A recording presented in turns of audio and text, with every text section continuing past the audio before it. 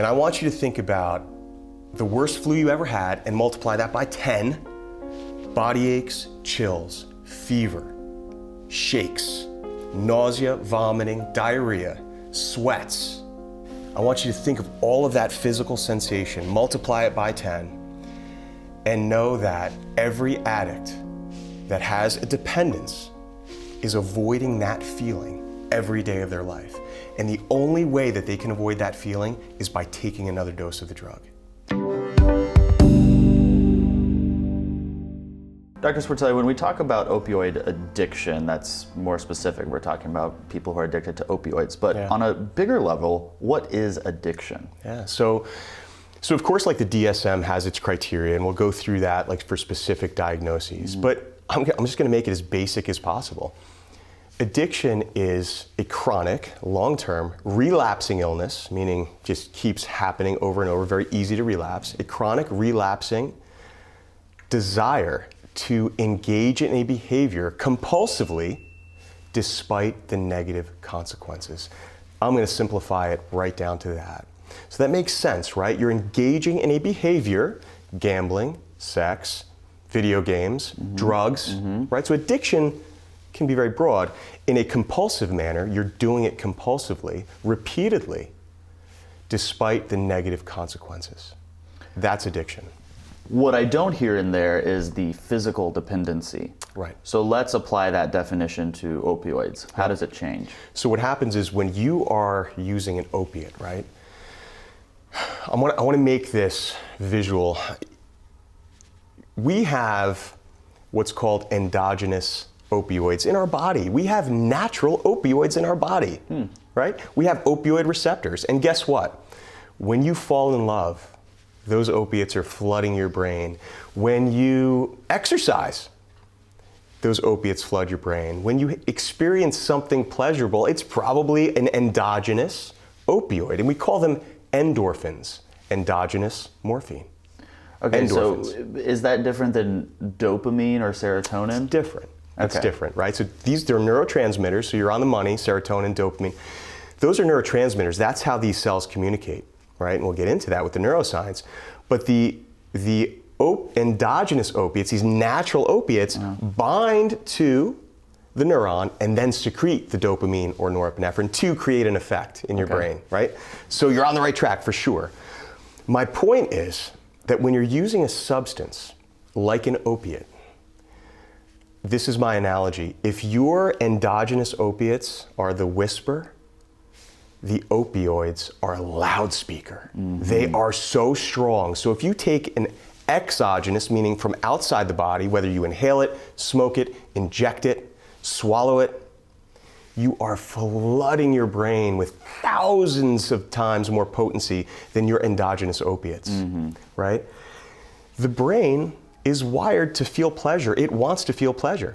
So now what you're creating is this desire to have that experience again, right? So you took a substance that gave you an enormous high compared to gambling or sex or the other addictions. This is a substance now that's causing it, and causing it much more on an extreme level in your brain, right? But here's the problem, is your brain is trying to balance this out. So your brain goes, wait a minute, I don't like a loudspeaker, I prefer a whisper, so I need to tune this down. So your brain down-regulates the receptors, so guess what? You need more and more and more to get the same effect. That's the difference with a substance. I mean, that does happen with other types of addictions. You need more to get that same pleasurable experience. But with the substances, now you're seeking this external thing you have to purchase or take or inject. So to you're get kind the of fighting feeling. with your brain then? You're fighting with your brain. Wow, I didn't realize that. You are fighting with your brain because that primitive part of your brain is saying, I need this, I want this, and now it's wired for this reward. It bypasses the prefrontal cortex, which is your decision-making ability. It tunes down the amygdala. We've talked about the amygdala before, which is that stress response, that fear response. It tunes that down. It works in a place called the basal ganglia for this reward system. But then at the same time, the brain is going, whoa, this is too much. Let me put on the brakes here. And that's how you develop what's called tolerance, which means you need more to get the same effect, and also withdrawal, which means when you stop, you have physical and psychological symptoms, right? So that's like a big difference with these exogenous substances that people take. What is an opioid? All right, so an opioid, we talked about how your body has these endogenous opioid receptors. Right. And basically, it's a feel-good chemical. That's the basics, right? Yeah, but I drink a Diet Coke and feel pretty good. Right. So like, This is euphoria and pleasure a million times better than a Diet Coke, right? Yeah. What scientists realized was that there's a plant out there, a plant called the poppy plant. And the poppy plant makes an opiate. It secretes this milky substance that when you look at it under a microscope, it looks very similar to what we create in our own bodies and binds to those receptors, but much stronger, right? So most opiates that are prescribed out there by medicine, by doctors, by pain management docs, by whoever, are derived from that poppy plant, right? The thing is, science progresses and we sort of get that chemical structure and we're like, okay, well, we can make this. And that's why there are what's called the natural opiates, like heroin, which comes from the plant itself, right? And then you have the synthetics. And a synthetic just means man-made. So we have the synthetics, right? So you have the naturals and the synthetics. So heroin comes from a plant. Yeah. So is true, organic, authentic heroin better for you than a synthetic? You know, honestly, you're playing with fire with this chemical, no matter what. And I don't think the words could come out of my mouth to say that heroin is better than a Percocet or an oxycodone or a fentanyl, right? I can't say it because it's all just incredibly dangerous. So this plant exists in nature. Yeah. And I'm wondering, what's its purpose then? Why, you know, like, are animals eating this? Like, why does this exist? And I'm sure that there are hundreds of ethnobotanists out there that are trying to answer that same question. And there probably is some evolutionary reason for it, right? Who knows? Yeah. But it helped us in medicine tremendously because now we can do interventional procedures for surgical things and things like that. So it helps us. So it's an amazing discovery.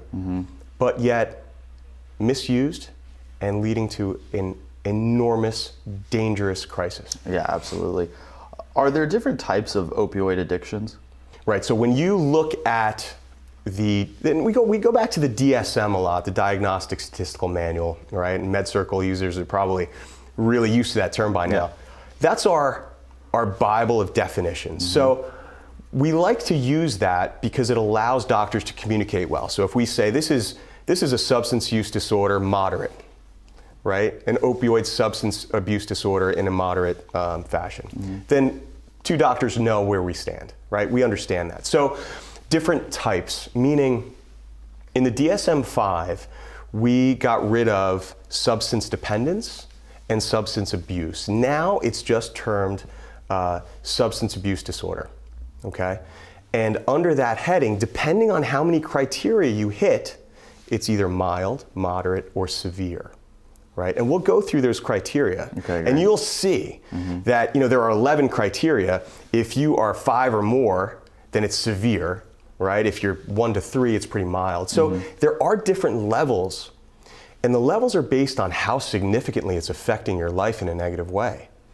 So yeah, so we do have some delineation. But the truth is, I will honestly say there is no safe level of opioid use. No safe level of opioid. Do you think people shouldn't be allowed to use opioids? I think there's a place for it. Okay. But I think that for chronic pain, no. For chronic pain, no. What else are they being used for or prescribed for? Acute pain. So if you have a surgical procedure and you have a 12-inch incision and they just cut through muscle and bone and tissue, that recovery is going to be horrifying. Yes. You need to treat that pain. Got it. To walk and to move and to get things going. But if your lower back hurts. If you have chronic low back pain and you are taking, and we keep using the term Percocet, let's just say oxycodone, for a different name. If you're taking an oxycodone 3 times a day, that's going to work for your back pain this week. But next week you're going to have to take it 5 times a day. And the following week you're going to have to take it 10 times a day. And then when you stop, you're going to get sick. So it's not good for chronic pain, Kyle. I get that. In our next episode, we're going to talk about the slang terms that are used in the world of opioid addiction, not only from the actual opioids themselves, but also for the quantities, how you buy them, all of this stuff. You need to know the language in order to be able to properly spot the signs of someone that you know who may have an addiction. We'll do that in our next episode. Thanks for watching. Check out the links below for more information on how to access this full series, and subscribe to our YouTube channel to watch new mental health videos every week. Did you like what you heard in this video? If you want to ask a MedCircle doctor a question directly, you can learn how by visiting the links in the description below.